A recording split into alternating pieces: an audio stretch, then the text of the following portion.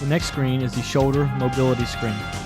The purpose of the shoulder mobility screen is to assess bilateral shoulder range of motion, combining internal rotation with adduction and external rotation with abduction. It also requires normal scapular mobility and thoracic spine extension. In describing the shoulder mobility screen, the tester determines the athlete's hand length by measuring the distance from the distal wrist crease to the tip of the third digit.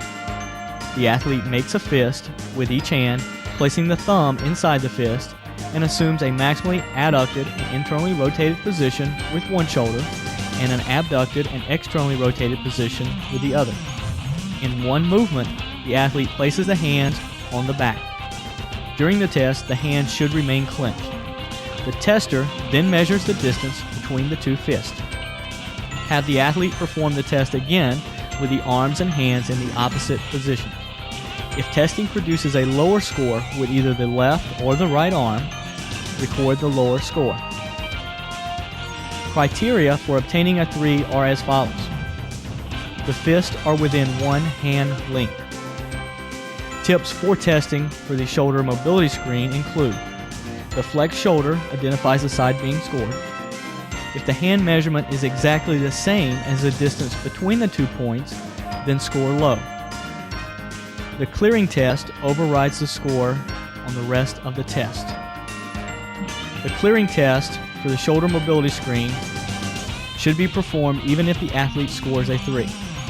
The athlete places his or her right hand on the opposite shoulder and then attempts to point the right elbow upward. If the athlete experiences pain or is unable to perform this movement, a score of 0 will be given for the shoulder mobility test, and the shoulder should be evaluated more thoroughly. This screen should be performed bilaterally. Now, let's review the shoulder mobility screen. Now, unlike a lot of the other screens that Steve has gone through, Steve actually had some difficulty in doing this one.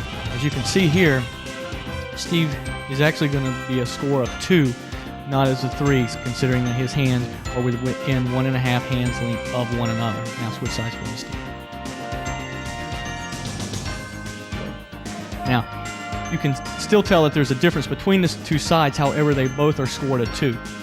If in this situation where both sides are of equal score, then we want to make sure that we check extension, all right, of the T-spine and consider that. In the situation where there would be an asymmetry and one would be scored lower than the other, then we would also need to include spinal rotation in that assessment, as opposed to just looking at the shoulder and extension in and of itself. As you saw and heard earlier in the description, the shoulder mobility screen is one of the first screens that actually has with it a clearing test.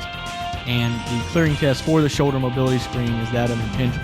So what we would have Steve do is actually place the right hand on the left shoulder, and while maintaining the butt of the hand on the shoulder, try to elevate the elbow. And we would be looking to see if Steve had any pain during this part of the clearing exam, and then we would have him do likewise with the left hand on top of the right shoulder.